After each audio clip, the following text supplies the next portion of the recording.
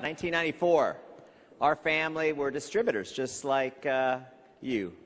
And we had no desire. We never started a company because we thought we could do it better than anybody else. We had no desire for ownership because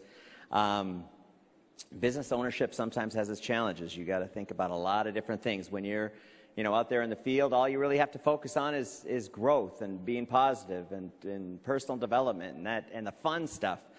Leave inventory control and product authorization and legal stuff to the corporate. And that's what we were doing. And our life was going well. At the high point, our family, between my two sisters, my parents, myself, my brother, together as distributors, we were earning $350,000 a month in income. And we were selling a black liquid health tonic called KM. And it was not a dessert topping. The reason Vima tastes good is because I said I will not spend the rest of my career with something that tastes like motor oil. So, everything happens for a reason. So 1994 rolls around. In February, I remember working up in Salt Lake City on a video because corporate could not market their way out of a paper bag. And so I was working on a video and I got a phone call. Your mother has a brain tumor. And for the first time, I was scared.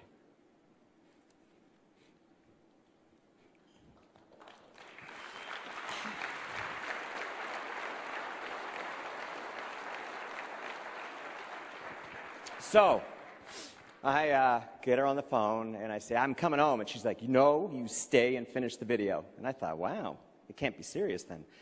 Well, it was serious, and in May she went to heaven, and what was strange for our family is everything normally worked out for us. I mean, we went through a bankruptcy.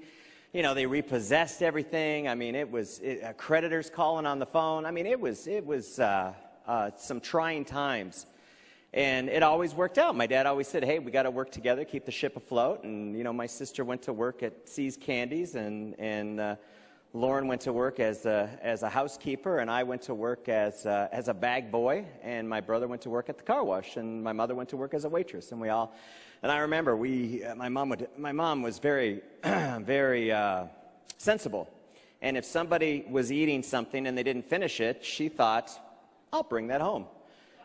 And so she would cut the part of the steak or the chicken or whatever off that was eaten, and she'd bring home doggy bags, and us kids would eat doggy bags, and we thought that was the coolest thing in the world. And, on Sunday, when Mom would come home from working the brunch, she'd bring us macaroons and big chocolate chip cookies and frog legs. And I remember my dad sitting in the hammock in the backyard eating frog legs out of a doggy bag, and he said to me, son, it doesn't get any better than this. And I thought, attitude is everything, isn't it, Dad? And, that was back in the early days, and in 1994, it didn't work out for us. And, we thought we had life by the tail. And when you hear those words of a loved one, you've got cancer, everything changes. I don't care if you're making $350,000 a year or a month, it changes. And all of a sudden, all of your priorities get focused where they're supposed to be. May, she goes to heaven, and we were sort of out of it as a family, leaving things in the hands of the wonderful corporate team at Mattall. And just when you think 1994 couldn't suck any worse, 10 days before Christmas, we get a phone call, and it says, we're going into bankruptcy, and nobody's getting a check. And I remember grown men on the phone on this conference call crying, saying, I have to take my Christmas presents back. And, my dad he was 68 at the time and had worked his way up through Amway. He was an executive diamond with Amway, and then they moved over to Mattall, and his whole life was a network. His whole life was this network. And he looked at his kids and he said, guys, you better do something.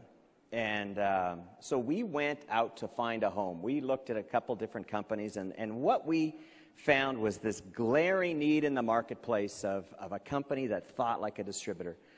And we come back and we said, Dad, it's pretty slim pickings out there. And this company called Enrich had put a bounty on Mattall distributors' heads saying, you come with us and we'll make your check good.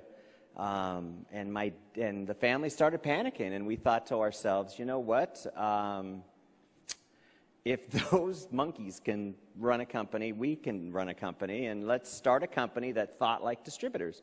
So Christmas, the holidays in 1994 were kind of a trying time, but it was almost like God said, here is your wake-up call. You know, let's get it together. We got bigger things ahead. And March of 95, we launched a company called New Vision, and I remember that we had, and the New Vision, we merged New Vision over into Vima. There's some New Vision people in the audience. How do you guys like Vima? Hey, there you go. And I remember going to church on Sunday, because we're thinking of a name. You got to think of a name. It's a big, big deal. And to come up with a name that's hopefully going to last forever. And I remember the pastor talking about, you need a new vision for the 90s. And I got goosebumps on my arms. I said, New Vision, that is it. And Peter Riley was our attorney at the time, and he helped us with the actual, before he worked for us, he helped us with the actual incorporation of the New Vision company. And we started. And, you know, the biggest knock against the family was, you guys are just a bunch of distributors. What the heck do you know about running a company? And that's when my dad's philosophy really kicked in, where we said, hey, we don't know how to do operations, and we don't know how to do fulfillment, and we don't know how to do accounting. But you know what we know how to do is lead. And you can hire all that other stuff done. And so we started New Vision, and it was humble. I mean, you know, to earn $350,000 a month, you know you've got to have a big team.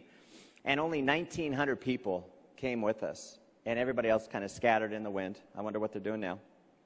But my dad told us the story of, you know, Gideon's army, and he goes, you don't need everybody, you just need the people that you're supposed to have.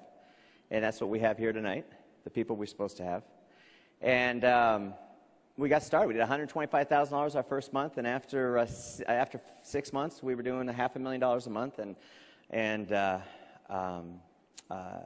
guy by the name of John Valenti comes to us and says, hey, I've got this audio tape that I want to mail out, and when people call, I'll sell them minerals, essential minerals, which is in our Vima formula.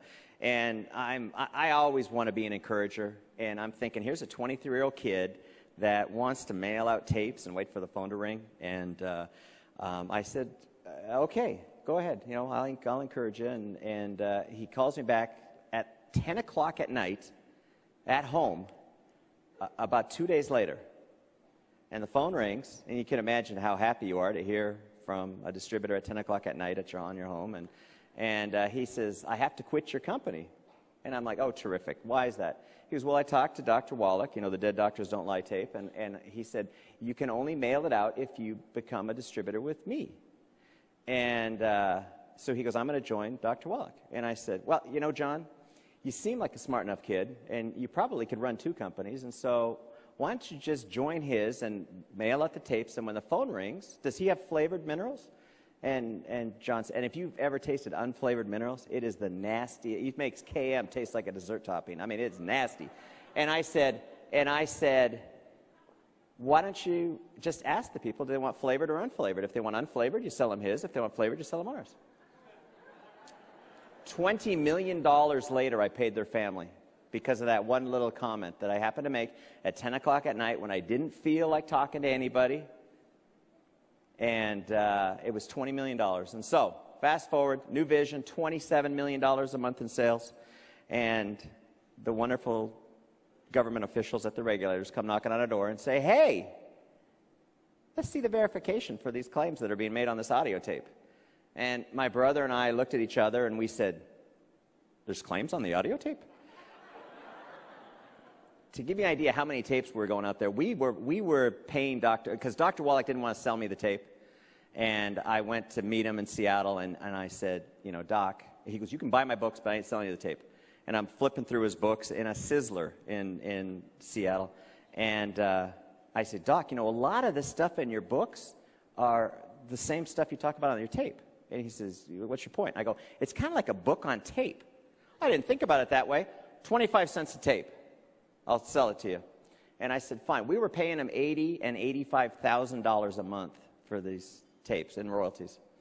And $27 million a month, the regulators come say, you can't say this, and you can't say that, and you can't say this, and you can't say that, and you can't say this. And the great news about it is they never fined us. We, didn't have any of those kind of challenges. But, we just pleaded mea culpa, and we made the changes. And all of a sudden, because we didn't breed any leadership, it was just all mail out a tape and wait for the phone to ring. We didn't have anything like auto delivery. We hadn't invented that yet. And all of a sudden, sales started dropping. And so we started trying different things. And finally, sales got down to 1.